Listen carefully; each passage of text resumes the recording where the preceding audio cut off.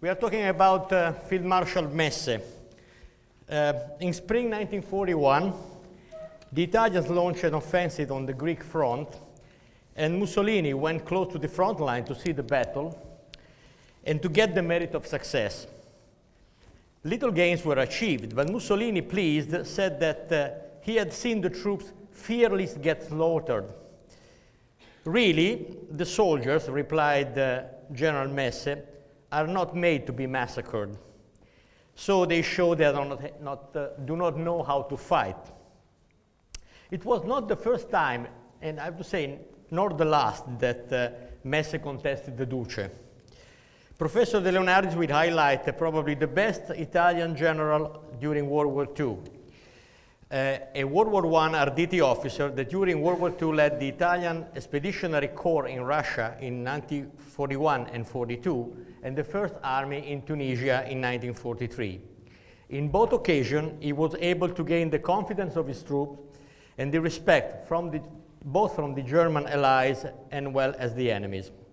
Professor De Leonardis, with his piece, Giovanni Messe, the last Field Marshal of Italy, will describe the most significant traits of a great soldier who fought 5 wars: Libya, World War I, Ethiopia, Albania in 1949, and World War II, of course, and was the main actor of the history of his time. Professor De Leonardi, as well as Luigi Emilio Longo, plays a paramount role in keeping Messe's memory alive. Professor De Leonardis is a professor of history of international relationship and institution and history of treaties and international politics at the Catholic University of the Sacred Heart in Milan, where from 2005 and 2017 was director of the Department of Political Sciences and president of International Commission of Military History. He is also the coordinator of the History Department at the Master Diplomacy Institute of International Policy Studies. Since 2012, he is the vice president of the Italian Society of Military History. He published 25 books and more than 240 essays in Italian, French, Spanish, English, German, and Bulgarian. Professor De Leonardi, please, the floor is yours. Thank you. Well, if there is any Bulgarian, don't address me in your own language. I will simply translate it. And after they had been translated, I have been welcomed again in Bulgaria, so they translated me correctly, I presume. Well, Commanding General, officers, ladies and gentlemen, after the indictment of General Cadorna by my colleague, Professor Mondini, we will have now a kind of apology by myself of Marshal Messe. Well, I hope, okay. The apical rank of Maresciallo d'Italia, Marshal of Italy, was created in Italy in 1924 and was abolished in 1947 by the Italian Republic. During this rather short period, and about 13 army generals were created Marshal of Italy. Of course, the king carried that rank by ex officio. Well, maybe it was this number of appointments were 2 generals. In many cases, in most cases, the appointment was justified. In 1 or 2 or maybe 3 cases, the appointment was not justified. I think that we could say that the Navy and the Air Force were more severe in their appointment. The equivalent rank, the rank of Grand Admiral, only one person, Paolo Taon di Rebelli, was appointed Grand Admiral. And for the Air Force, the rank of Marshal of the Air Force was given only to Italo Balbo, when he was only 37, very, very young. We could also mention that in 1938, it was created the rank of First Marshal of the Empire, which was assigned by the law to the king and to the Duce, to Mussolini. This created a very serious, one of the most serious crisis between the 2 men, because it infringed the prerogatives of the king according to the statute. Giovanni Messe was the last one to be created Field Marshal of Italy on 12 May 1945. Well, the military career of Giovanni Messe was really exceptional. I have a book on the British Field Marshal. I found a comparison. Sir William Robertson, who rose from trooper to Field Marshal. Well, Messe did the same. He enlisted, born in a modest family in the little town of Mesagne in Apulia, on 10th December 1883. Messe enlisted in December 1981 as a cadet sergeant. Messe lacked any formal education, and probably only at the regimental school he obtained his elementary school diploma. In June 1903, he was appointed sergeant and served in China. And in October 1908, he was admitted to the military school of Modena in the special class reserved to non-commissioned officers. He qualifies as the first of 61 cadets in the first cycle, and then as 16th over 2090 in the second cycle. In September 1910, Messe was commissioned as an infantry sub-lieutenant.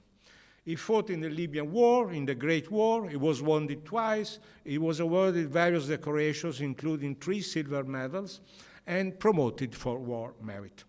He was described as an outstanding officer with great organizational capacities and as a charismatic commander. In 1917, the Royal Army formed a special unit of storm troops, the so-called Arditi. Messe commanded, this is Messe in the uniform, this is Messe as Lieutenant Colonel of the Arditi, commanded the 9th Battalion, and sometimes chronicles report that his soldiers attacked with the battle cry Messe instead of the traditional Savoia, which was the name of the dynasty. The very popular weekly Domenica del Corriere, which had a circulation of about 500,000 copies, dedicated one of his front covers to him while he was taking the standard from the hands of the ensign mortally wounded. Since October 1918, he was a lieutenant colonel. An important experience in his military career, which probably further strengthened his monarchism, were the 4 years spent between 1923 and 1927 as one of the titular aides-de-camp of the King Vittorio Emanuele III. You see Messe on the left with the hat of Bersagliere. Messe was not considered a keen sympathizer of the fascist regime, and for that reason he was refused by the Minister of War a command in Rome at the end of his period with the king, and the consequent promotion to colonel. Here we have another picture. Messe is the third on left. These are the British royals, the King George V and Queen Mary. Unlike other generals, he never joined the National Fascist Party. Brigadier in February 1936, Major General in June 1938, Lieutenant General in June 1941 for war merit, General in November, full General in November 1942, again for war merit. Messe's prestige increased, arousing jealousies among his fellow generals and concern in some circles of the regime. In any case, Messe maintained the confidence and the esteem of Benito Mussolini, to whom he spoke quite frankly when necessary. The general already mentioned the episode of the soldiers being murdered. On another occasion, still always in Greece, Mussolini ordered Messe to form with the troops on the spot a breaking army corps, un corpo d'armata di rottura in Italian, using an expression never heard. Messe inquired if storm troops were already deployed on the front. The answer of Mussolini was, "You are an old ardito and will assemble them." And of course, Messe saw it as an umpteenth example of the amateurishness in preparing military operations and tried to mend the situation as much as possible. Unlike other generals, he lived among the troops, not so much like Cadorna, maybe, spoke to them frequently and led the attacks staying close to the front. Given the short time, I will just focus to 3 moments of his career: the campaigns in Russia, in North Africa, and in particular his role of as chief of the General Staff from November 1943 to May 1945. For reasons of prestige, instead of concentrating the efforts in North Africa, a theater of direct interest to Italy, Mussolini decided to participate in the campaign in Russia, not just with an expeditionary corps, which was reasonable, but later sending in an army. In the first phase, Messe was the commander of the Italian Expeditionary Corps Russia, CIR, the Italian acronym, composed of 62,000 soldiers. The weaknesses of CIR were the insufficient number of motor vehicles, which compelled the soldiers to march on foot at long distances, and of tanks, which moreover were of the light type and could not match the German and Russians one. Messe was able to motivate the troops, gave a strong leadership to his subordinate commanders, held the conquered territory, and was appreciated also by the Germans. However, he protested that they were not, the Germans, respecting the pact of providing adequate equipment. The winter in Russia, of course, was terrible, the temperature falling to 47 degrees Celsius below zero, and the Italian soldiers lacked appropriate uniforms. Messe made a specific intervention about boots, for example. Messe's opinion was that what mattered was not the increase of the number of soldiers, but the improvement of their war efficiency. Heavy artillery, motor vehicles, tanks, and anti-tank weapons were needed. Aware that Mussolini envisaged to send an army to Russia, Messe had an audience with the Duces, stressing the risk of a great union without heavy tanks and sufficient motor vehicles. Mussolini replied, when I make a quotation, I always make the translation in English from the original Italian. I must be alongside the Führer, as the Führer was alongside me in Greece and still is in Africa. Dear Messe, at the peace table, the 200,000 soldiers of Armir, the army in Russia, will carry more weight than the 60,000 of CIR, the corps. The 8th Army, which was the official name of the army in Russia, numbered 7,000 officers and 220,000 soldiers. Instead of Messe, as commander, was appointed Lieutenant General Italo Garibaldi, whom some authors describe as aged and dull. The chief of the General Staff, Marshal of Italy, Ugo Cavallero, may be one of the rather debatable appointments to Marshal of Italy, was afraid of the growing prestige of Messe and took advantage of Garibaldi's seniority and of his experience of dealing with the German allies. The problem of seniority is not only just in the military, also in university. Sometimes we have a young scholar who is better, but is not so senior. Okay. Messe, well, I'm not talking of myself and Professor Mondini.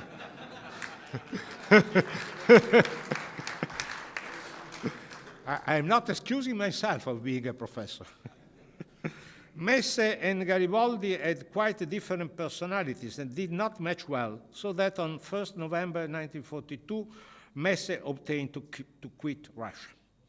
In February 1942, Messe was appointed commander of the Italo-German Tank Army, formerly commanded by Erwin Rommel. Here we have here we have a picture of Messe with Rommel. The name was changed to 1st Italian Army in recognition of the fact that the army consisted of 1 German and 3 Italian corps. General Jürgen von Arnim, commander of the 5th German Army, admitted that in only 20 days, Messe revived drifting units, rekindling in them a light of pride. However, his continuous tactical delay of the Allied offensive could not prevent the inevitable defeat of the Axis in North Africa. Messe fought a defensive campaign against the advancing American-British troops, which were halted from late February to early May at the Maret line. The British Army credited this hard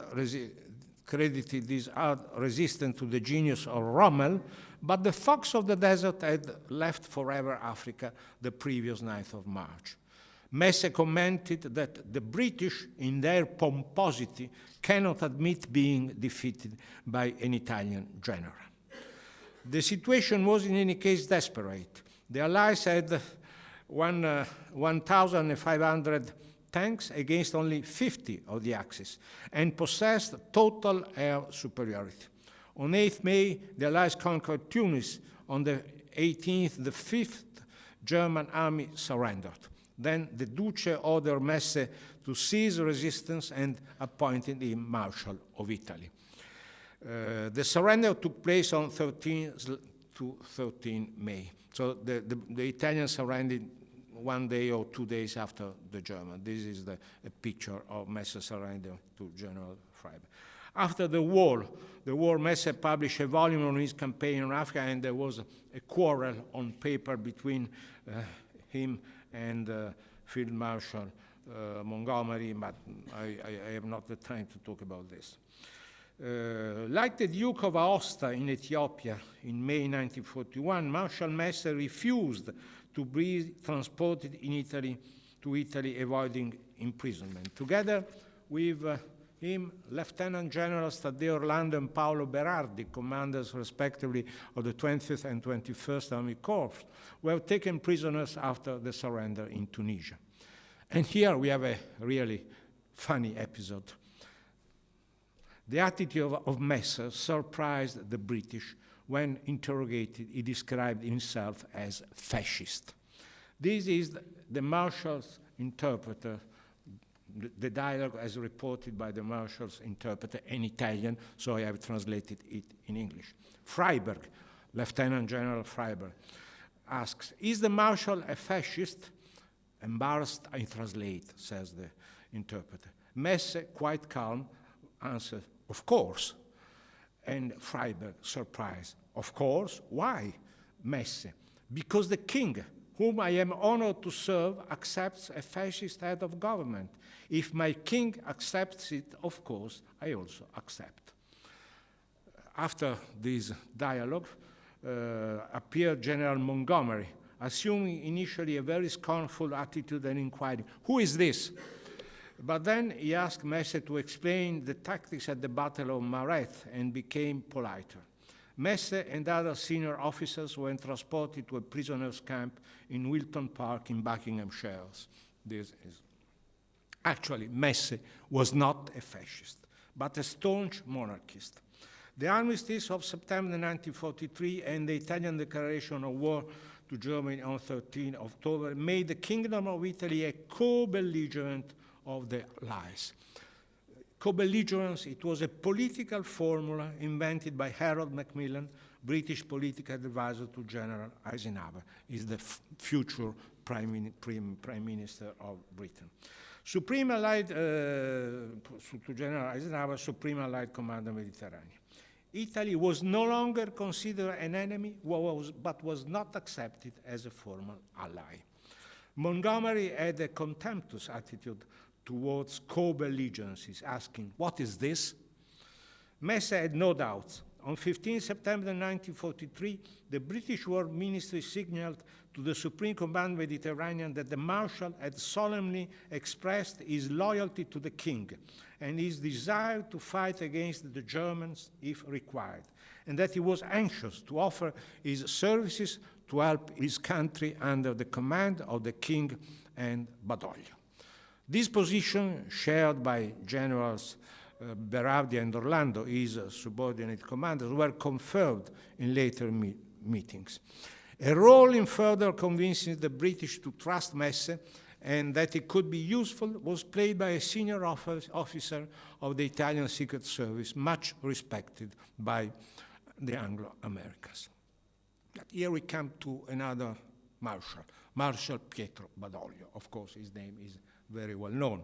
The head of the was the head of the Italian government. Was advised that Messe was considered by the public opinion the only general who could galvanize the battered Italian army. However, when the Allies were going to liberate Messe, Berardi, and Orlando, Badoglio made known that he did not consider opportune their repatriation, with the unconvincing motivation that the same could not be done for other worthy generals. Actually, Badoglio was jealous of Messe and tried to sideline him with the honorific office of General Inspector of the Army. Messe highly protested. The king supported him, and on 19 November 1943, he was appointed Chief of the General Staff, while General Berardi became Chief of the Army.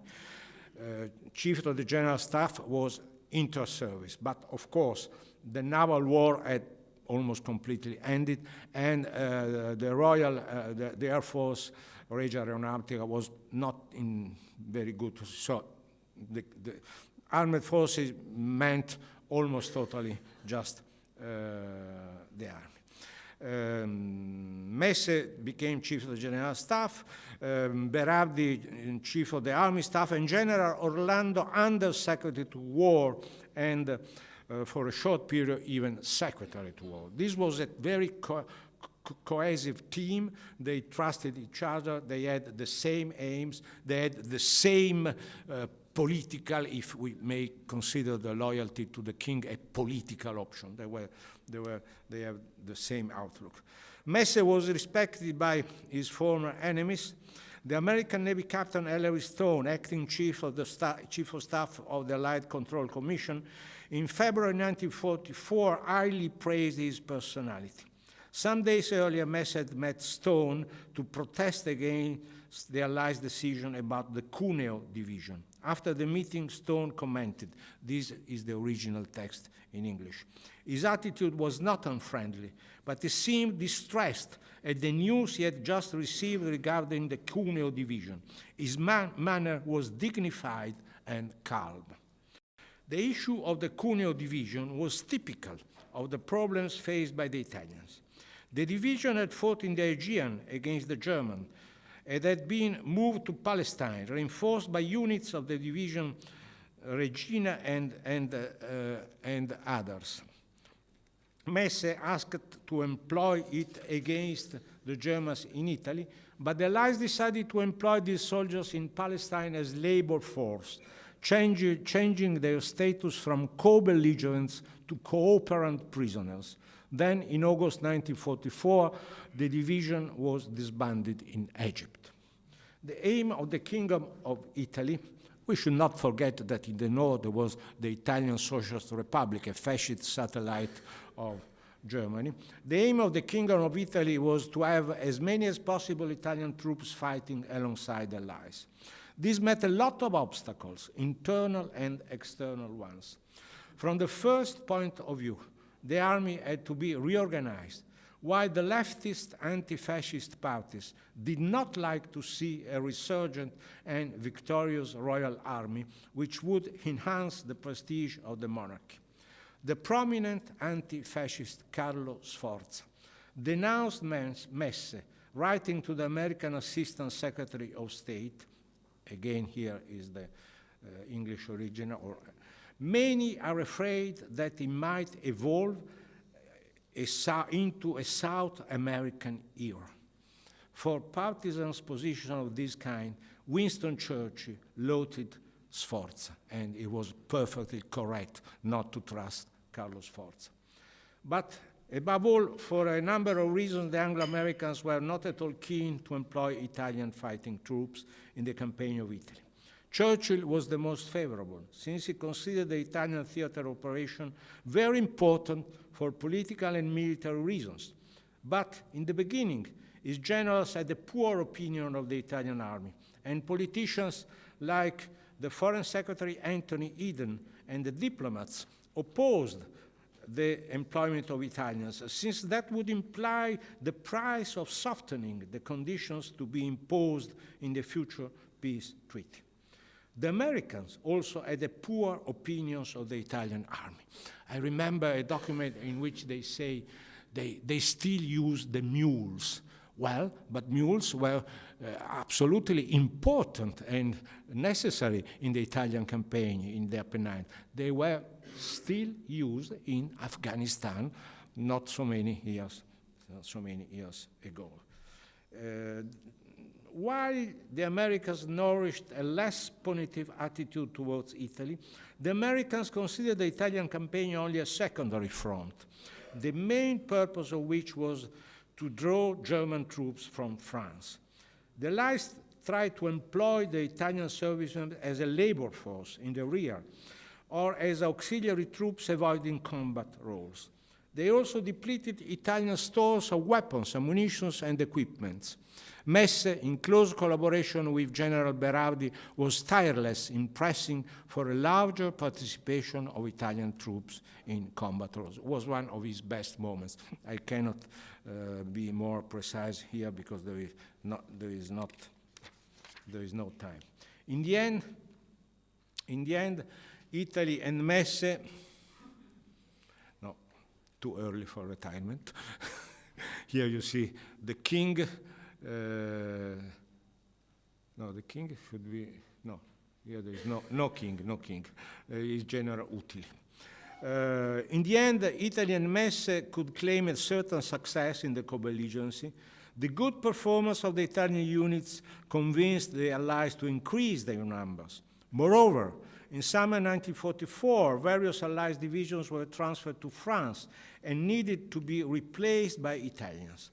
It has been calculated that out of 4 soldiers employed in the Italian campaign was Italian, and one out of 8, of those employed was Italian, and 1 out of 4 was among the fighting troops. Of course, the percentage in the fighting troop is inferior to the general percentage. We should also remember that under the leadership of Messe, the General Staff gave also full support to the partisans fighting in the German-occupied central and northern Italy. Until June 1944, all the liaison missions parachuted by the British Special Operations Executive, the Secret Service charge of support the partisans, were composed only by Italian service. Concludo. Civilian lives, I will be short. In civilian lives, Messe was a member of Parliament for about 12 years. He had nothing to do with the extreme right-wing neo-fascist party. He was elected in moderate center-right party. There is the problem of the memory of already since the 70s, thanks to a public subscription, a bronze bust of Messe had been casted, but to be placed in Mesagne. But the bust is not yet there, because there is a opposition. The last news I found on the web is that the current administration has decided in December, one month ago, to place finally the bust, but arising the opposition of the leftists and so on. The public, I was in Mesagne some years ago to a conference, and the public opinion was pretty divided. Someone considered their co-citizen a hero, others include absolutely wrongly Messe in a general condemnation of fascism and war. Finally, in 2007, the Directorate of Military Personnel in Rome was titled after Messe. Also here there is a story, because the motivation is not really correct and perfect, because jumps from the First World War to then it's very imprecise, very elusive, and there is also mistakes, because it talks in Italian, divenne capo della forza armata. No, he was not chief of staff of the army, he was chief of staff of the armed forces. Conclusion, 1 minute. During the history of warfare, In an idea gallery of great warlords, we find many Italian names. However, all these belong to periods before the Italian unification. Unified Italy didn't produce great warlords, and Messe is no exception. Messe was neither a great strategist nor a military thinker, but he was a brave officer with a strong character, an inspiring leader of his soldiers, caring for their equipment, an excellent tactician, and a good organizer. During the First World War, which was victorious for Italy, in spite of Cadorna, in my opinion, also thanks to Cadorna, because the resistance on the Piave was also the merit, but that is a debate we can have later. During the First World War, which was victorious for Italy, Messe could demonstrate his bravery and competence, but had not the responsibility of great units. He played a prominent role in the Second World War, when Italy, for many reasons, could not avoid defeat. In particular, in the first stage of the campaign in Russia, he was commander of troops badly equipped, particularly for that theater of operations. In Africa, he took command when the situation was already desperate. Messe could delay defeat with tactical successes, but not obtain victory. He reached the top position in the period of co-belligerency, having to cope with a lot of obstacles after the disaster of September 1943. In all roles, he performed his duty in an excellent way, and no blemish tarnished his reputation. His stupid book, some years ago, included Messe in a list of war criminals, which is totally nonsense, and there was a reaction against this. He was the Italian general who emerged from the Second World War surrounded by the highest prestige. And I'm glad of this opportunity to talk about him and bring him to the attention of many people who possibly do not know him. You know better Badoglio, but Messe deserves much more credit than Badoglio, in my opinion.